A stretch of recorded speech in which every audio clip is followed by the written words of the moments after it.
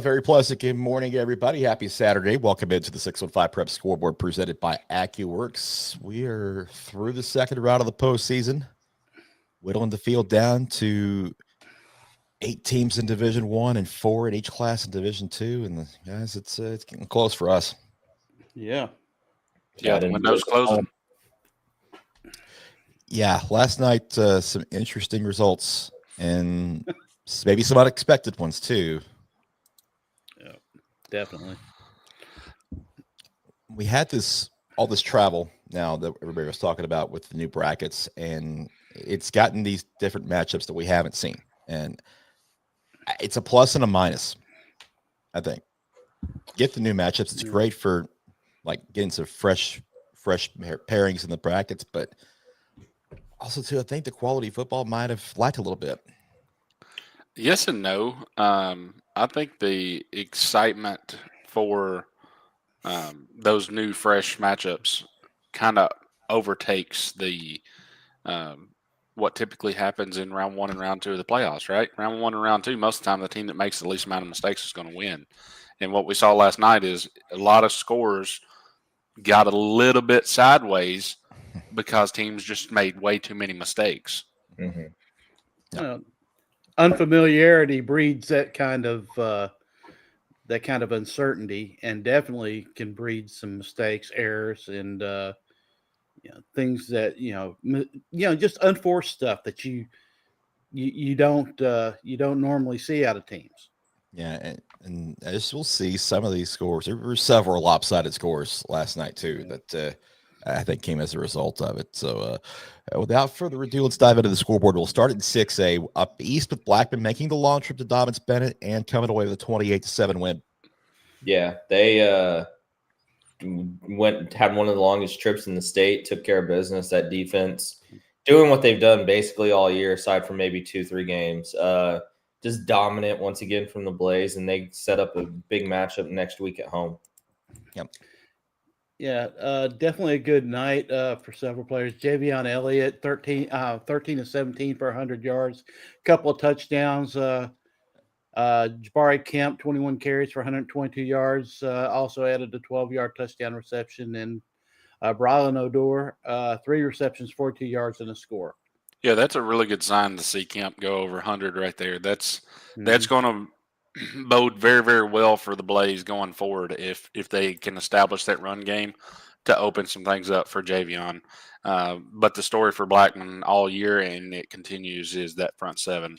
The front seven and the experienced secondary, one of, if not the most complete defenses in 6A football. Okay, we're going to go ahead and address this now and only once. Cam, we're pink cup. It's orange this morning. It's Saturday, so it's orange. There you go. Yeah. Anybody was with us for Instagram Live last night, that was where this comes from. So. Yeah. Cam and his pink cup. And that was asked roughly 47 times. Somehow we can turn let's turn that into some kind of merch. That's what we need to do. We need to sell Cam's pink cup. All right, let's stay up east for our first batch of highlights. Connor Cornett was actually up there with Riverdale and Maryville. Joe, you've got those loaded up?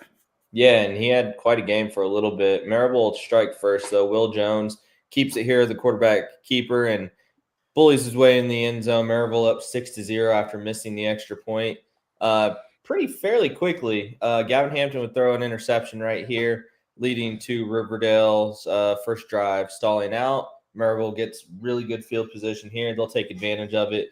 Will Jones finds tight end Hudson Jamerson for the touchdown. It's a big boy. Second quarter, pretty quiet. Good God. Didn't have that. Good. Maryville back on the field goal. Jesus, I did not expect that. It's 12-3 at the end. You weren't the only one. And in the second half, Jacob Vaughn gets going. He breaks off for a 66-yarder to the house. Just a reminder, this kid's just a sophomore. He's going to be insanely good over these next couple of years. Makes it 12-10 Riverdale or Maryville, and we got a game. Maryville score a touchdown here. They go up 19-10.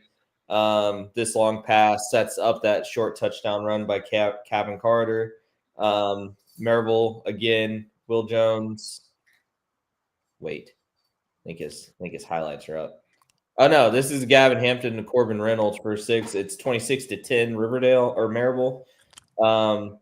Makes it 26-18 actually. And then I don't think he meant to keep that in there. Nice video work there.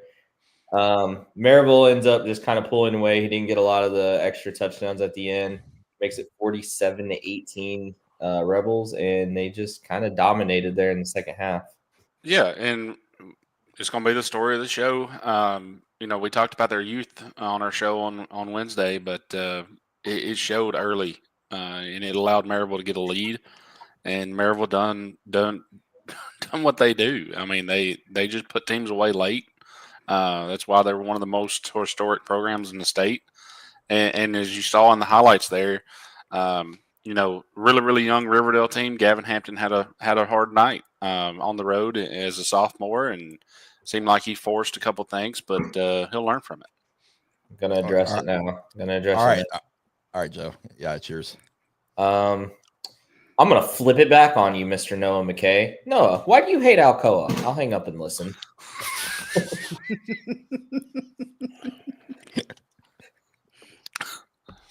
I will ditto the Go Eagles, by the way, though. Yeah. Same. Yep. My alma mater is still unbeaten. Sorry, Scott, but they're headed your way. Your alma mater is unbeaten. Oh, yeah. Well, we'll see how the end of the day works. Can't wait to see a response, Noah. Yeah. Yes, they did. Yes, they did. Yeah. That's a fair reason. Reason. You know what? And several other reasons, I'm sure. That's the Yeah, nobody knows what you're talking about. Yeah. No. Unless you put it up there, nobody knows what you're talking about. Yeah. All right. Yeah, let's move on. Oakland wins 35-10 over Bradley Central. Patriots never in doubt in this one. Cruise control. Yeah. Cruise control got up 28-3 and kind of pulled off. Not a surprise. Yeah, Bradley didn't see the end zone until midway through the fourth. Oakland rushed for 283 yards on 42 attempts, 4 of 7 in the red zone. Kamani Bass led all rushers with 112 yards and score. Craig Tutt had a couple of rushing touchdowns, but defensively, Cam said it all year. It's the Patriots defense is the story here. They only allowed Bradley one trip to the red zone. Cullen Williams had 9 tackles and a fumble recovery. Joel Wyatt, 8 tackles and a 30-yard interception. Oakland's defense just dominant. Patriots are 12-0. They're through to the quarterfinals, and Green Hill also will get to the quarterfinals. They had to beat a very game Science Hill team, 35-28. Yeah, it kind of went the way we thought it would, honestly. Science Hill picking up that big win over Oak Ridge. This is a testament to how far Green Hill's come over the last year. You got to think, man, this team last year dominated by Blackman in the first round. They're on to the quarters, and I know Oakland's going to be the heavy favorite, but if you've looked the last couple of years, a Wilson County team in the quarters or second round has given Oakland some fit. So maybe something to keep an eye on, but Oakland's still Oakland. Should be a great matchup, though. Yeah, well, Coach Crouch has got to come out and give his best Herb Brooks impersonation, and all it takes is one now. That's we talked about. There's some teams that have benefited greatly from this change to the playoff format. Green Hill is one of those teams. Yep. Well, this definitely was a tight game. Cannon Burrows scored on a 31-yard run with under 3 minutes to play to put the Hawks up for good. He rushed for 72 yards and that one touchdown. He also threw 17 of 28 for 248 yards and a touchdown. Dylan Hawks, aptly named, 8 catches, 163 yards and a score. Zach Cartwright got on the board 2 times, and this coming in from friend of the show, Christian Capozzi. Special teams last night was a roller coaster. Both sides, fake punt, 3 block extra points, missed field goal, fumbled kickoff, career-long field goal by Caden Chandler. Just appreciate you, Christian. Yeah.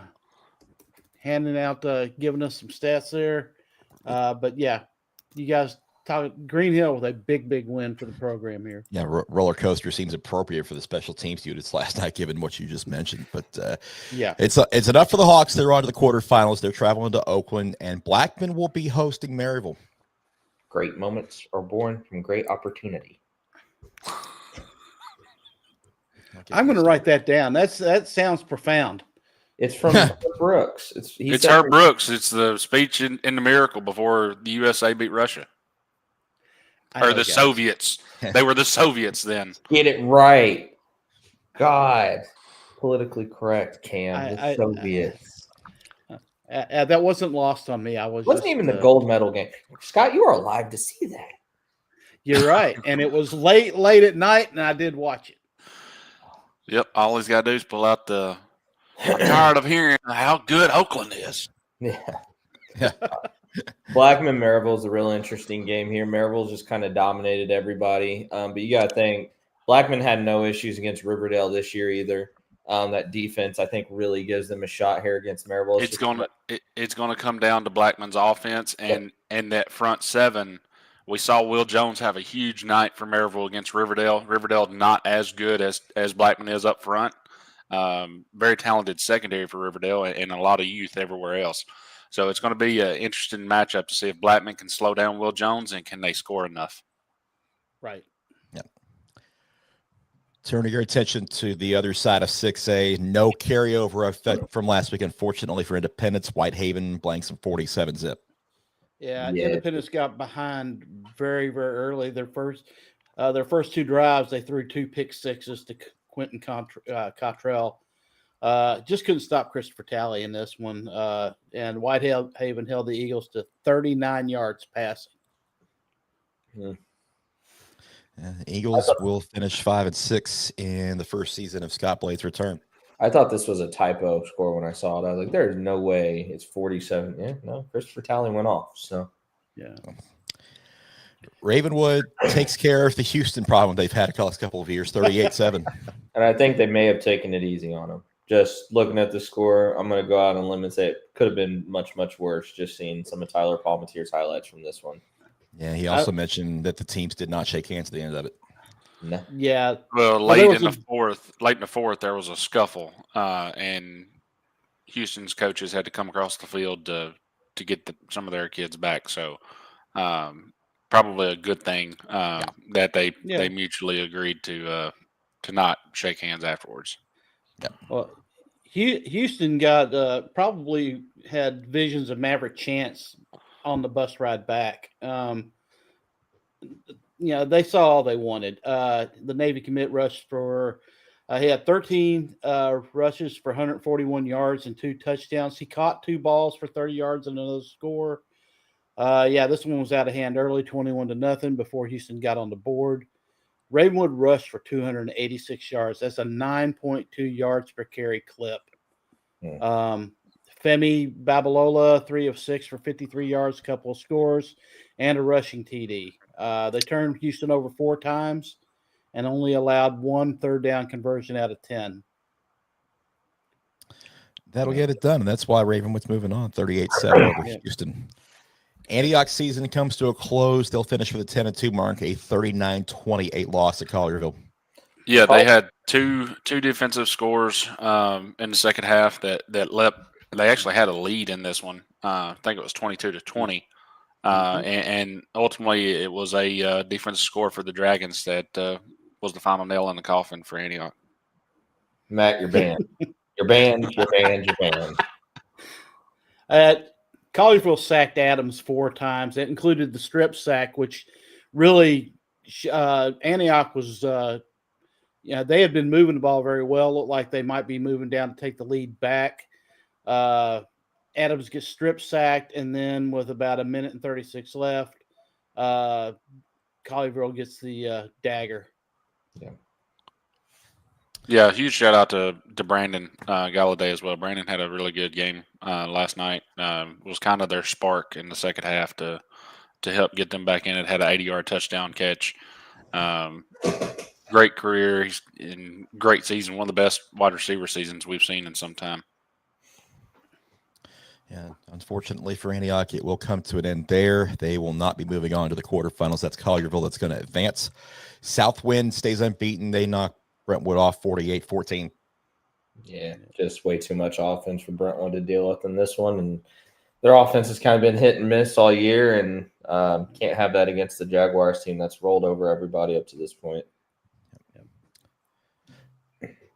Quarters will set up like this. Southwind will be on the road at Collierville, while Ravenwood will go out west to Whitehaven. And going west has kind of been Ravenwood's issue the last couple of years, but I think this team's a little different than those in the past. I think you would think they get it done. They find a way to shut down Christopher Talley. That Collierville Southwind game is going to be real interesting. Yeah, and we talked about this on the show Wednesday night about how the seeding is not determining home field here. Whitehaven is a 3 seed hosting a 1. Mm-hmm. Yep. Now, if Whitehaven were to win and Southwind were to win, that would circle back to the highest seed in the region, which Southwind would host. Yep, because they are in the same region. Had Independence beaten Whitehaven, Ravenwood would be at home, but they did not. So that's how this sets up. Moving to 5A, Page gets a 24-7 win over Kirkwood to stay perfect and move on. Yeah, their offense wasn't at its best Friday night, but the defense really didn't let Kirkwood ever get into a groove. Jordan Curl against Kamari Blair, he won that matchup. Very underrated lineman. Western Kentucky's lucky they've got him. Page is doing what they've done a lot this year. I mean, they haven't had to exert a ton against most teams, and I don't think they had to show a lot last night. Well, their defense, you definitely stood tall. They allowed Kirkwood negative 25 yards rushing and a mere 5 first downs. Sam Cunningham had 8 tackles, 2 tackles for loss, 2 sacks. And this was despite Page being far from perfect. They had committed 10 penalties for 80 yards. But really, the run game was all Page needed. 256 yards on the ground, 16 first downs, only 1 punt. Isaac Ote, 16 carries, 142, and a touchdown. 8.9 yards a clip, and Pierre, 13 for 84. Cameron Cruz, 8 for 13, 99 yards, and a score. Yep. Page is 11-0. Kirkwood's season ends at 9-3. Beach in a dogfight over Munford, 33-30. It was back and forth all night. Yeah, wasn't as calm as they wish it was on Shackle Island, that's for sure. 333 yards rushing given up to Mumford. Not a good sign if you're a Beach Buccaneer fan going to play the rushing attack that Page has. But, hopefully you get it corrected. But they were able to do what they needed to do offensively. Caden Powell responsible for 4 touchdowns. Threw the ball very, very well. He started 5 of 5 for 130 and 2 scores. So efficient night for the Beach offense. Defensively, they know they need to be better. Yeah, the defense definitely gave up. And tell you the truth, looked like Munford was going to march down the field, but J.R. French seals the game with an interception on a potential game-winning drive. But it was good to see that Shelton Swafford, he had a 35-yard touchdown catch on a 4th down play. Devin Crutcher started where he left off last week, 16-yard rush. Beach gets it done, which is what you have to do. You're going to have games like this in the postseason, and maybe this, you don't know what effect this will have on the team. They said last year they were looking ahead to Page, and it cost them against Springfield. Hopefully this wasn't happening again. Yeah. Well, the football gods have answered our prayers, so. Yeah, and it's not just our prayers. I don't know if you guys looked into a couple of articles, but the Beach kids have wanted this game for a few years now, and they finally got it. Yeah, it's 10 in the row for Beach. They're 10-1 now, and they are on to the next round. Unfortunately, Nolensville will not be moving on. They were outscored 10-0 in the 4th quarter, and Henry County gets away with a 31-24 win. Yeah, I was really impressed with how Nolensville looked. And then the next thing I looked, the end of our game, I'm talking to Cam, and I look at my phone. I'm like, oh, my God, they lost. How did that happen? Were literally talking – I'm going to spoil the next score, but we were literally talking the Nolo Centennial rematch. And literally, Paris is a tough place to go win. Yeah, I can attest to that. I mean, that is a rowdy crowd out there in Henry County. It is a very, very tough place to play. Nolensville, really good year. Shame had to end this quickly because, Cam talking about that rematch would have been something. Yeah, Centennial wins 38-19 at Memphis Central, and they're going to move on to the quarters as well. Yeah, I got this game wrong. I'll apologize to Centennial Wednesday. I thought that trip was going to be a lot, but Centennial's gone through a lot over the last 4 to 5 weeks. But that offense is just, it doesn't matter who they play. Well, except for Page, maybe. That offense has just clicked every single week of the year. Mitchell Grandjean is having a hell of a season, and assuming he went off last night, Scott. Yeah, go ahead, Scott. Well, I was going to say he and Tefteller, the running back there. Tefteller starts off with a 2-yard run. Central answers. Grandjean hits Malachi Steele 85 yards. Take a 14-6 lead. Will Stanley hits a field goal, 17-6. Grandjean to steal again, 24-6. Central cuts it to 24-19 before Tefteller with a 2-yard run, and then Tefteller caps it off with a pick 6 to salt it away. Yeah, you guys can attest to this. Every once in a while, especially in the postseason, you're around a program when we're covering a game, and you can kind of just sense a run coming. Last year. Yep, you can just kind of sense it. The demeanor, the swagger that Centennial had against Station Camp. That's why I picked Centennial. That's a lone wolf pick for me. And I'll go ahead and tell you that I'm going to pick them to beat Henry County too. And in fact, that's where they're going. They're going to Paris next week. As now we also get the game we've all wanted for nearly 3 years. Beach will travel to Page in round 3. Yeah, no looking. I mean, there may have been some looking ahead for Beach, but it also just may be that Munford's really dang good. Tay is that kid's going to win Mr. Football maybe the next 2 years. I don't think he gets it this year, admittedly, but run defense has got to be better for Beach, or Page is going to run it down your throat and keep you off the field. That offensive line is way too good for you to be giving up 300 yards on the ground. Yeah. All right, real quickly, let's talk about AccuWorks. AccuWorks is a full-service property damage restoration company that offers around-the-clock emergency service 24 hours a day, 365 days a year for the past 20 years in Middle Tennessee. Jeff Stockton and his team of industry veterans specialize in restoration projects for your home or business, fire restoration, smoke cleaning, water damage and mold remediation, storm damage restoration, general contracting, and much more. Our commitment is to assess each situation quickly and correctly to provide you the most efficient and complete restoration plan that meets your specific needs. AccuWorks performs emergency service and restoration for property owners across Middle Tennessee. With locations in Nashville and near you, our professional staff are minutes away from helping with your property damage emergency. Quality work, professionalism, and integrity have been the backbone of our company since 2006. Call us now at 615-292-2009 or toll free at 888-779-2228 or visit our website at AccuWorks.com. Moving on to 4A, Pearl Cone gets a 35-21 win over Crockett County. The Firebirds now 8-4. And it was not easy. This game was 14-7 for a half. Pearl really doesn't pull away until the fourth quarter. It's a good Crockett County team. And Michael Odom said that Friday night or Wednesday night. He didn't think Crockett would win this game. They very much had a chance at it though, but LJ Funk just finds a way, and Landon left. Yeah. He does what he does. Yeah, there was a little window in the game where Crockett had just scored to tie it up 14-14 with like 4 minutes left to go in the third quarter, and Pearl scored 2 touchdowns in five minutes of game action and separated the game 28-14, and that was pretty much it. Right. I think Pearl needed this. They've run through everybody lately. You need a game where it's like you need to get tested. And going into Marshall County next week, you need that to know, like, hey, we're not invincible. Like we needed somebody to come punch us in the mouth a little bit and get us going. That Crockett County did just that. Yep. Well, Joe, you got your wish, and you got to stay close to home last night. Lexington visiting Springfield. Yeah, and Jeremiah Beard doing his signature flip, little corkscrew there, and Springfield fired up for this one. Lexington comes out and stomps on the logo before the game. Not a good idea.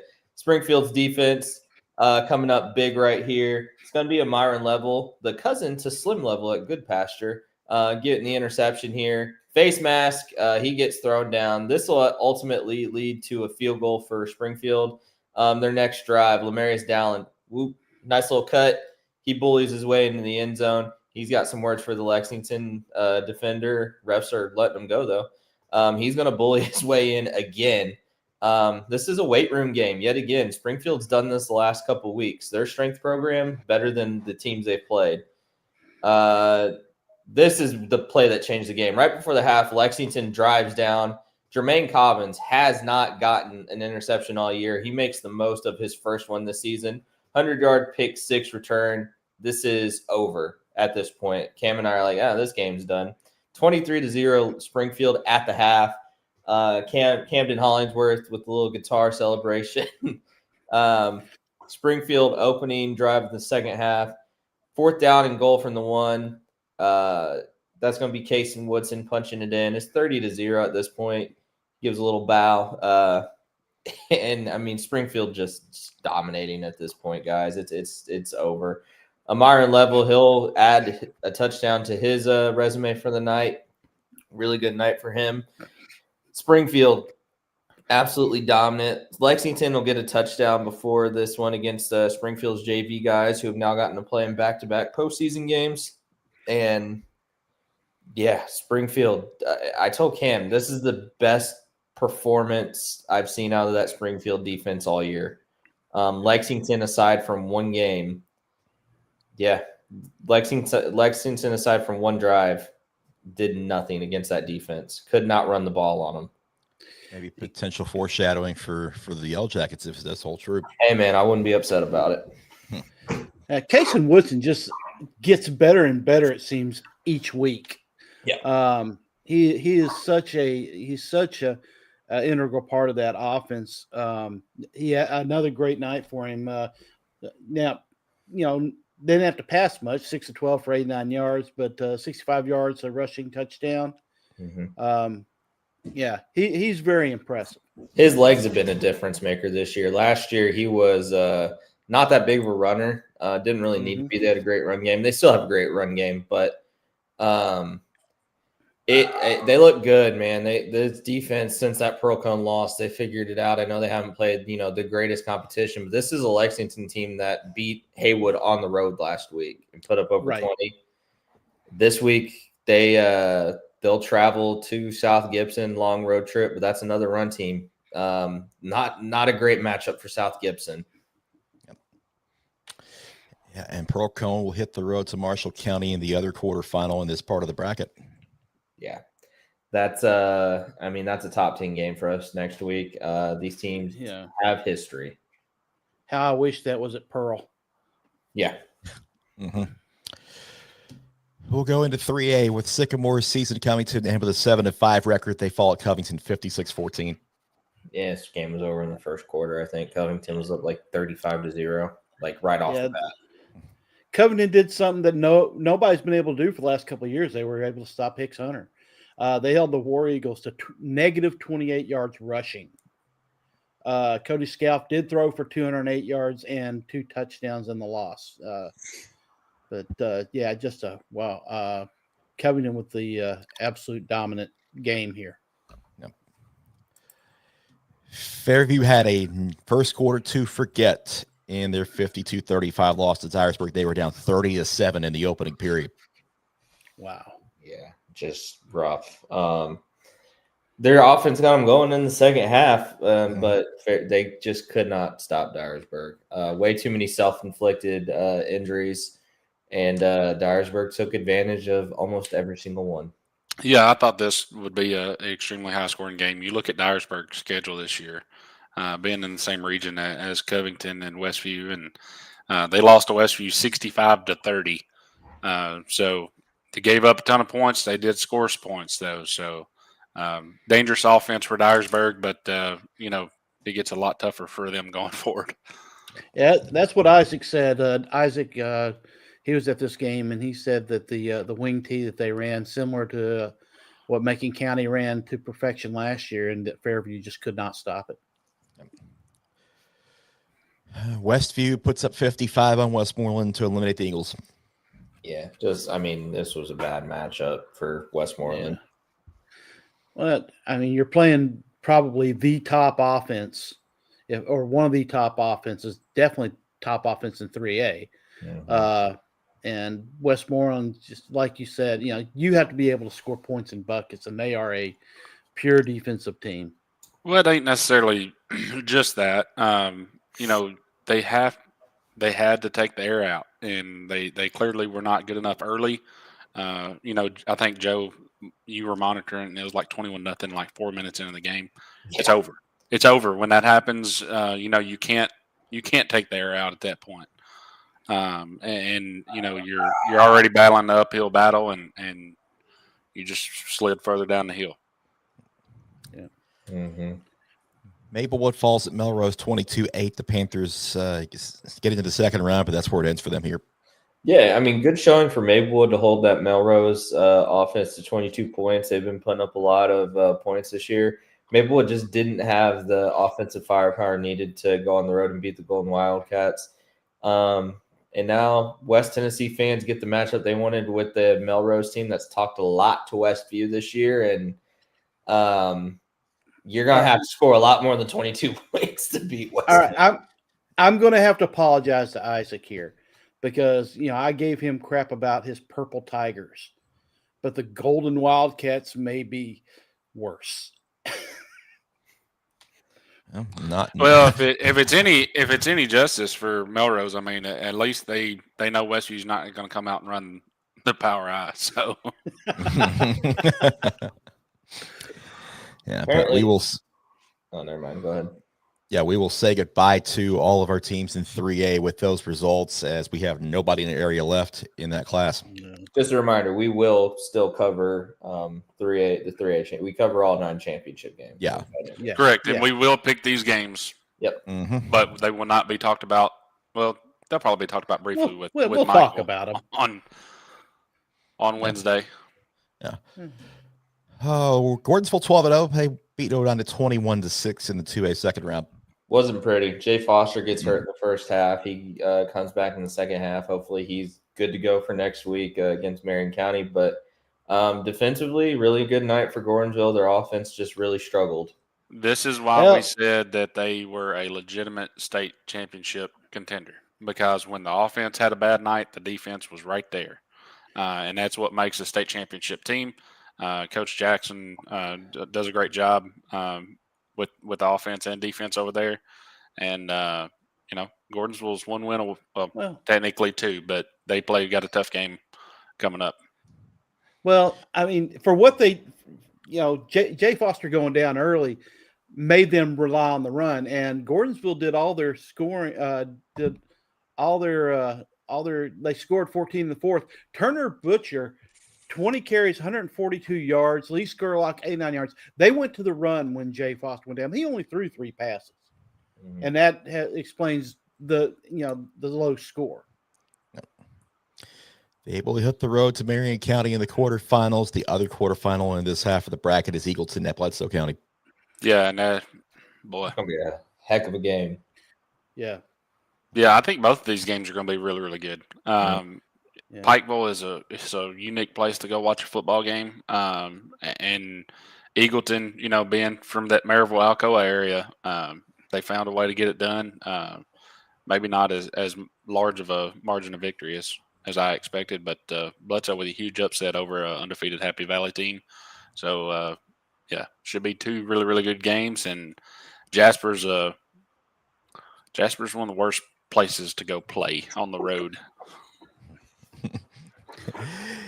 Switching gears to the west side of 2A, it's East Robertson 35-14 over Peabody. Yeah, unfortunately, Caleb McNeil goes down in this game, but he's focused on his guys going forward. They leaned on Zach Groves, 19 carries, 207 yards, 3 rushing touchdowns. Peabody had absolutely no answer for him. And I would say since the East Nashville game, that's kind of been how these last couple of weeks have gone. He's run the ball down teams' throats. He's a future SEC edge, but when he's that big, you got to use him on offense, especially in the two-way field.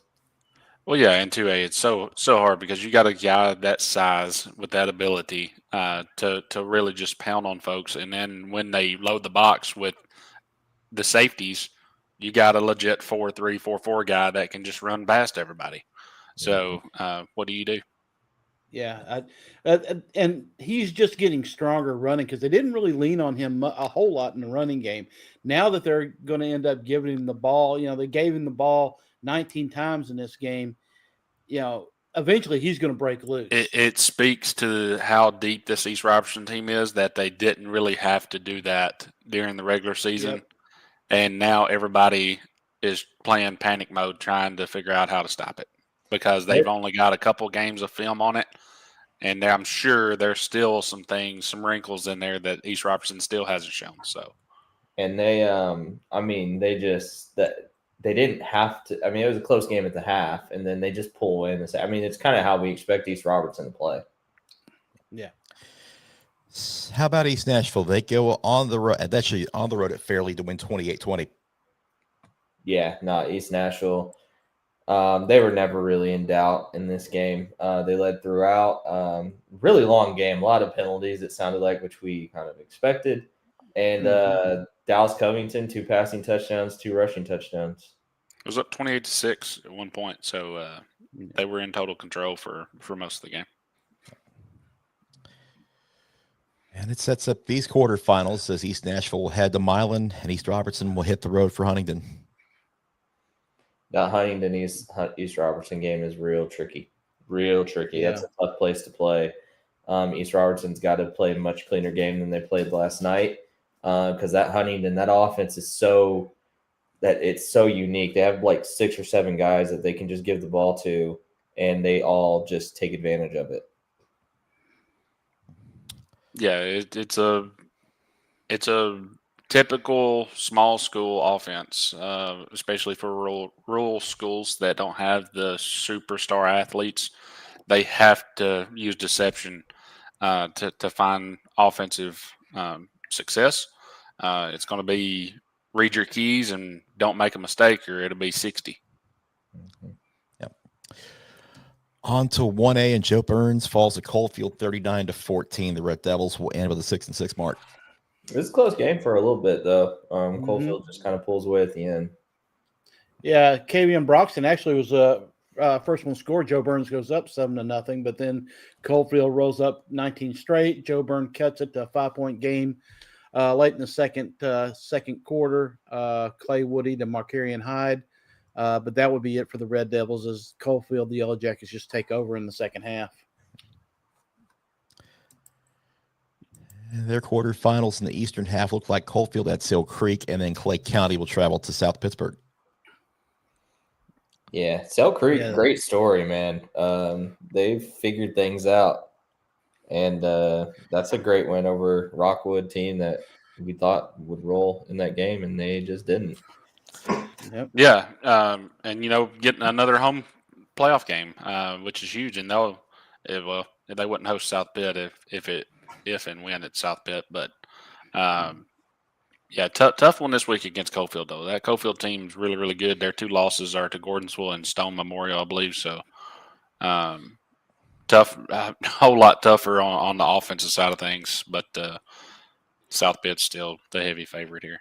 Mm-hmm. Now, they haven't allowed a score in 2 playoff games. It's going to be They haven't allowed many scores all freaking year. They've only allowed like 50 points. Through that. The west half of 1A, Eagleville's season comes to an end. They finished 7-5 with a 14-7 loss at Memphis Middle College. Just couldn't get the offense going. They actually opened this game up and led 7-0. Memphis Middle scores a couple straight, and then they just hold them off. Yeah, I don't have names, but watching film this week on Memphis Middle, they have 2 really good athletes. One on the defensive side of the ball and one on the offensive side of the ball that going forward, when you have that in 1A, it's a whole lot easier than in 6A. If you've got one guy in 6A, you're not going to be able to do much. But if you got one really good guy in 1A, you can make a run. Yeah, rough trip for the Eagles. Jonathan Jordan had 100 yards rushing on 11 carries, go 12 tackles. Case and Puffer, 2 catches for 54 yards and a touchdown. This is the first time Memphis Middle College has made the quarters in the history of their program. So big accomplishment for Memphis Middle. Yep. They will hit the road to Fayetteville in the quarterfinals, and the other quarter of this half will be Richland hosting McKenzie. Fayetteville just getting better week by week, man. Yeah, That offense is explosive. We've seen them drop some games that are kind of head scratchers, but man, when they're on, they can outscore a lot of people. Over the last 6-7 weeks, they just have been really good. All right, real quickly, let's again talk about AccuWorks. When disaster strikes your home or office, you need the experts at AccuWorks to get your property back on its feet fast. Jeff Stockton and his team of industry veterans are experienced in restoration of your home or place of work due to water or storm damage, fire and smoke damage, or mold contamination. AccuWorks performs emergency service and restoration for property owners across Middle Tennessee. With locations in Nashville and across Middle Tennessee, our professional staff are minutes away from helping with your property damage emergency. Call Jeff Stockton and AccuWorks at 615-292-2009 or toll free at 888-779-2228. On to Division II AAA. CPA goes into Ainsworth and survives 17-15. Yeah, we all got it wrong. Simple as that. Yeah. Defensively, CPA was really, really good last night. Figured out a way to slow down EJ Gibson. Big 98-yard fumble return. They've done that a couple times this year. Apparently. Yeah, and I'm not sure on his numbers, Scott. You may have them. Ross Patterson played in this game. What the hell? Yeah, evidently they have their bionic man. They rebuilt him. They have the technology. Ross Patterson, he had collarbone surgery 2 weeks ago. Yeah. And he's playing. Thought to be lost for the year, but apparently not. So yeah, apparently not. Well, I mean, haven't heard anything on that. Yeah. We hope that's not serious if that is the case. Yeah. But Crew Chance, here's another name. Crew Chance. He's the one who had the 95-yard fumble return, but even bigger, he had the stop on the 2-point conversion that stuffed Ainsworth from tying the game when Ainsworth had scored late. Potentially game-tying 2-point conversion. He makes the stop, and CPA holds on. Yep. CPA in November. It's a different beast. We've talked Well, about there's an that. apology.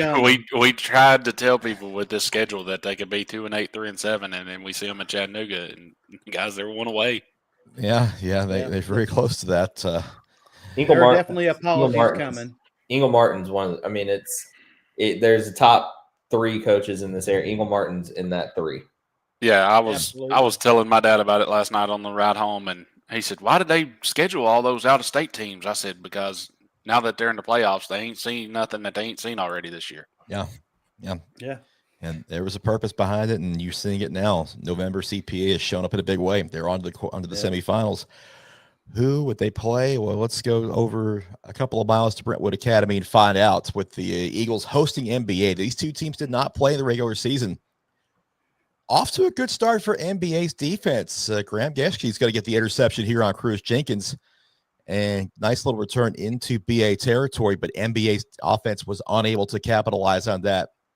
Can't throw off your back foot like that. He'll learn. No, and he learned pretty quickly. And also, BA's offense learned pretty quickly. They give it to Larry Sanders a second around the right side, up the sideline and deep into NBA territory. This was right at the end of the first quarter when they switched into the field. Sanders finished the job on the first play of the second quarter into the end zone, 7-0 Eagles. More BA offense in the second. This is later on. Jenkins is going to fight Eli Ferguson into NBA territory. He does lose the ball, but Keyshawn Bowman is Johnny on the spot with the recovery, and that saves the drive for BA.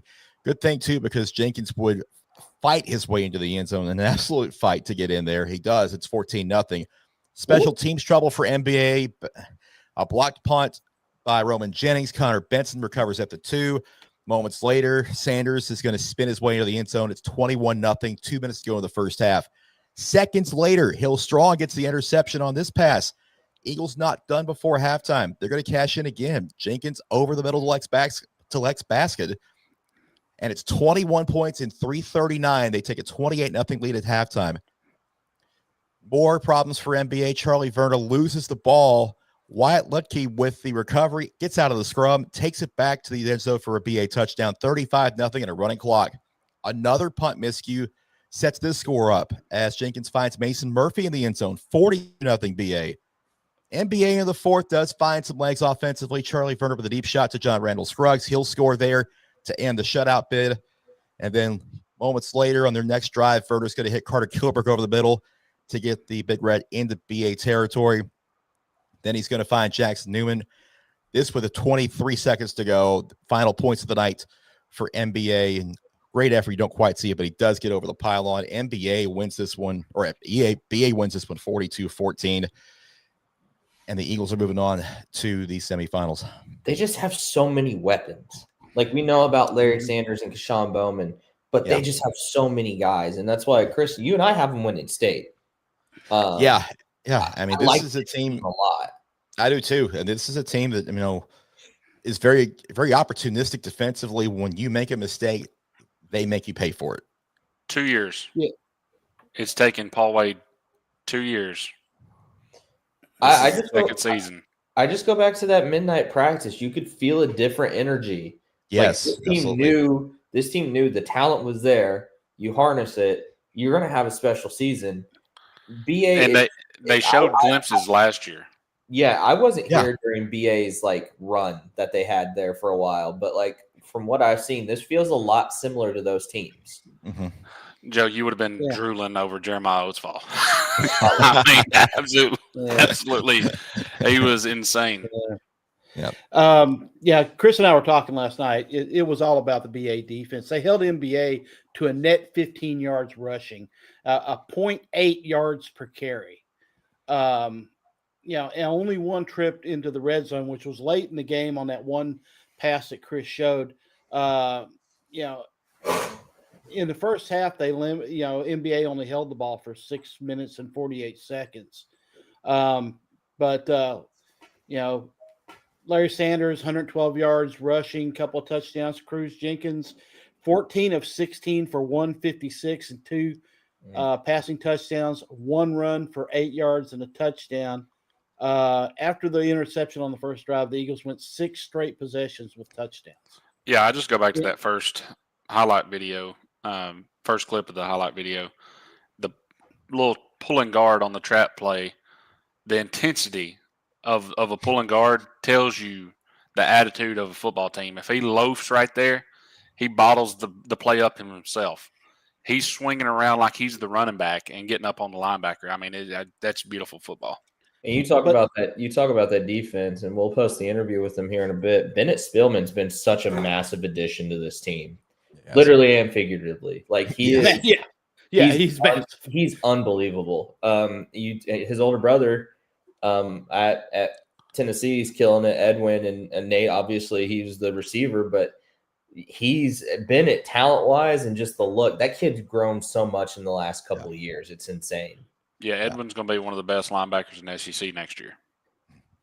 And speaking for NBA, just on the NBA side, they're young, they are big. Charlie Verner was 13 to 18, couple of touchdowns. John Scruggs, who had the long touchdown reception, had 6 catches. NBA is going to be along, but they're a young team right now. Mm-hmm. Yeah.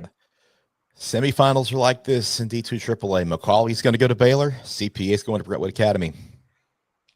Macaulay going to Baylor is massive. That game was super close in the year, and if any team is going to get Baylor not named Brentwood Academy, it's going to be Macaulay.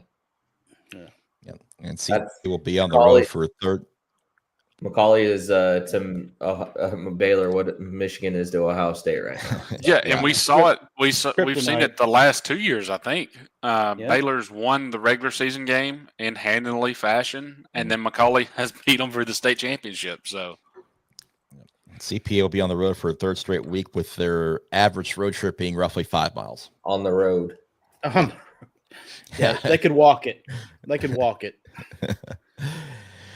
It's in the AA where FRA gets a 30-point win over Silverdale, 49-19. Yeah, never in danger. FRA was up Yeah. 21-0 very quickly. Very, very fast start. That's exactly what FRA has struggled with this year, is letting teams hang around. They've done a very good job through the 2 rounds of the postseason of getting up very quickly. Joe, I'm going to make you. Joe's going to. This is just going to make Joe happy. Omari Sanders put on a show. The He's a big beast. man with 8 catches, 241 yards, 4 touchdowns to go with 5 tackles and a fumble recovery. This is the time of year when you let your star shine. East Robertson's doing it with Zach Groves. There are certain kids where you're like, yeah, I get it. He's a power 4 guy. FRA is doing that with Amari right now, and that's a big reason why they are one of the 2 teams that are to favorite in the D2AA. Yeah, you And give him what the about- football and you keep it simple, stupid. What It's about real the simple. emergence of Jack Nimitz? Mm-hmm.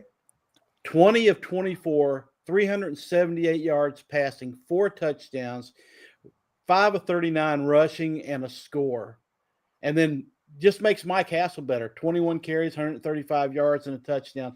The Panthers rolled up 603 yards of total offense, including 27 first downs, despite turning the ball over twice and racking up almost 100 yards in penalties.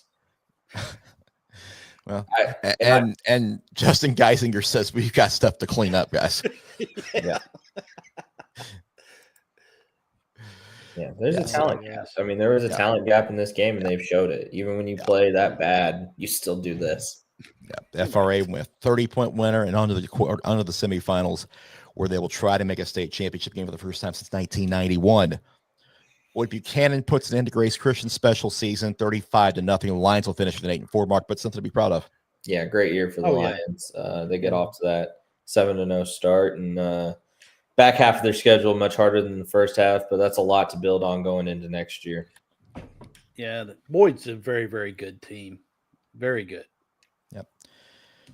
BGA on the road in Knoxville, they take down Grace Christian 42-14. And they Maddox Porter is insane. Caden Marable, another really good night. They blitz Knox Grace. This was 35-7 at half. And guys, they played one team this year that they didn't just blitz right out of the gate. Yeah. Yep. One. Yeah. They played one half of not very good football. That one half. Caden Marable doing Caden Marable things, 4 touchdown passes, a rushing TD in this game. He's got to be averaging about 5 scores a game or more. I mean, honestly. Mr. Football, anyone? Yeah. 615 Preps Medium Player of the Year, anyone? Yeah. I will riot if he doesn't win Mr. Football. That's the ultimate injustice. Well, the D2AA semifinals shake out this way. FRA's at home against Lausanne. Boyd Buchanan will host BGA in the other semifinal, and the winners will clash early on December 4th in Chattanooga. All right, we've done it. We've done it a few times. BGA, FRA, please just take care of business. Just take care of it. Do the damn thing. And FRA at home, up on that hill. Yeah. Yep. Connor's going to be there. Yep. Good. On to single A with potentially another game of the year candidate with Friendship Christian and Providence Christian. They needed double overtime to settle it, and PCA gets it done at home, 41-40. Completely wild game. Friendship was up 15 at one point. Providence faced 4th and 16 in the first overtime and was able to score. Friendship scores in the second overtime, elects to go for 2, and decides to run a draw for the 2-point play, and Jaden McGowan has stood up on the 1-yard line. Wow. Yeah. Yep. It's an unbelievable win for PCA. That program's grown so much in just the last couple of years. It's wild. And Joe, you kind of called it. Porter Dedman was the X factor in this. He scored both the touchdowns in overtime. One on a 16-yard 16-yard run, and the other one on an 11-yard run, I believe. Yeah, Devin had 8 carries for 85 yards. Those 2 touchdowns. Added 2 receptions for 38 and a touchdown. Also had an interception and 4.5 tackles on defense. Nate Lamb. Go ahead, Scott. I thought I was going to say. Go ahead. Nate Lamb had ultimately had a good game, 29 for 243 yards, 3 touchdowns. But boy, first half didn't look great because he threw 4 interceptions, including a pick 6 to. That's the thing. Yeah. But he's a sophomore, by the way. Yeah. Zayden Ronner had 7 receptions for 127 yards. Sean Burkhofer, a team high 9.5 tackles and a sack. This friendship, this was unexpected, I think, by a lot of people, including us. Providence. And Cam, you and I should probably be ashamed of ourselves. Yes and no. I mean, there's no doubt about it. Providence Christian has come on the scene here. They're here. We've mentioned it, I think, last year. That area in Murfreesboro where this school is located, it wasn't a matter of if, but when. Coach Ferguson's done a great job. Coach Ferguson's been a part of some state championship teams in the Murfreesboro area, so he knows how to get the job done. They still have a decently young team, as I said. Nate Lamb is a sophomore, but ultimately this was a combination of a few things. In Friendship Christian, you look at their losses, the defense didn't really show up in those losses. And even in a couple of the wins, the 50-48 win over Fayetteville earlier this year, that was kind of the first telltale sign of what this friendship team could be. And to elaborate on the comment just a few minutes ago, me and Joe both shook our head no, but we also didn't think they could win this game, and they did. So go make it happen. They definitely can. Next week is a winnable game for them against USJ. They got to come to play. It will be at MTSU, I believe. So it's a great opportunity to make great lasting memories. Great opportunities are built. You're going to make me start reciting the man in the arena if you're not careful. Speaking of USJ, the Bruins knock off DCA 28-7 and will advance to the semifinals as well. DCA's season ends with a 7-5 mark. Yeah, not overly shocked by this one. USJ, the best team out in West Tennessee. They moved down from D2AA this year and look really good, both figuratively and literally. Yeah, DCA, good rushing attack this year. It's kind of carried them in their wins, but the losing Mitchell Carey and not being able to stretch the field the way that they have the last couple of years, I think, really backfired and hurt them this year. Middle Tennessee Christian season ends with a 6-4 record. They fall 49-0 at Trinity Christian. Knew it'd be a tall task. That TCA offense can put up points in bunches real quick, but did not think it'd be a shutout like this. Yep. No. Ali Bangura had a solid night, 10 carries for 71 yards, had 4 tackles, but way too much Trinity Christian here. And Trinity Christian's gift for winning that one, they'll go to Nashville Christian, who 42-14 went over Jackson Christian. A Jackson Christian team that kept this close for a while because they tried to take the air out of the ball. Yeah, that's how you beat them. Don't know 14-14. Don't know if TCA is that type of offense, but when Jared Curtis is catching touchdowns and not just throwing or rushing them in, it's going to be a long night for you. Yeah, when he's making a catch that looks like a 5-star tight end, not a 5-star quarterback, that's not a good thing.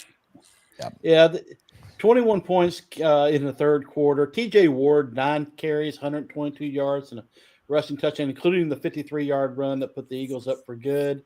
Like you said, Jared Curtis, 6 for 58 yards and 2 TDs rushing, 6 of 8, 78 yards and 2 touchdowns passing, 1 reception for 8 yards and receiving. I have no records of any tackles, how many cars he parked, how many hot dogs he sold. But, but I'm not going to put it past him to have done all those things. R.J. Perkins, 10 tackles. Dre Gibson had an interception. Nashville Christian just dominated. And I would like to put to rest a question that was asked of Chris and myself last night. Yes, Jared Curtis is the real deal. He is not hyped up. You want to see, you need to go see him for yourself. He can absolutely ball, and he could play at any level. There's an aura around Jared that, you know, I felt it the first time I watched him play as a freshman against Friendship Christian in the state championship game. And it was one of the first passes of the game as a freshman, and he's rolling to his offside, and he just flips the ball 40 yards down the field, right on the sideline, just in the bucket. And I said, holy bleep. This kid is insane. I witnessed Yeah. it. Yep. And the one for me, and you guys know this, was last year when he took off on that run and chose to roll over that defender, bowl over that defender to go in the end zone, didn't avoid him, and you knew he was different. And he also has just the talent around him. Like Nashville Christian's playing like a D2 AA or D2 AAA team with all those players. They just make him better, and you got to think when he goes to Georgia, he's going to have 1 million 5-stars around him. Mm-hmm. Do the math. Yep. Yeah. No, not ready for that. All right. Let's wrap this thing up. It's not too late to change to Kentucky. D2 single A semifinals are set. Trinity Christian at Nashville Christian and Providence Christian will host USJ in the other semifinal at MTSU. Could be 2 really good games. I think Trinity Christian offensively has the firepower to give that Nashville Christian defense some fits, but they just don't. I just don't see them being able to keep up. And then USJ PCA, that's going to be a battle. Yeah, but I think PCA definitely has the speed to stay with them. Yep. All right, guys, that's going to do it for us this morning. All the way through the second round, and now we get to look at some D2 Division II semifinals and Division I quarterfinals next week. Yeah, it's going to be fun figuring out where the hell we're going. Yep. There's gonna be some, I know where I'm going. Yeah. Madonna. I know where I'm going. Paige, we'll see you next week. Mm-hmm. That's right. We got the matchup. I said Christmas in November, and we finally got it. The Beach Kids, you've been wanting it. You got it. Hey, You got it. one of my favorite movies of all time, Tombstone. You called down the thunder, and now you got it. So you better come ready to play. Meanwhile, Paige is like, another week. Paige is like, I'm your Huckleberry. Yeah. Yeah, exactly. So we'll see it. We'll see it next week, and we'll see you guys Wednesday night at 7:00 for 615 Preps Live, presented by AccuWorks. For all of us here at 615 Preps, for Cam Scott, Joe, and everybody else here that's been covering games for you all year, I'm Chris. Thank you so much for joining us. See you Wednesday. Enjoy the weekend. We will talk to you soon. Y'all take care.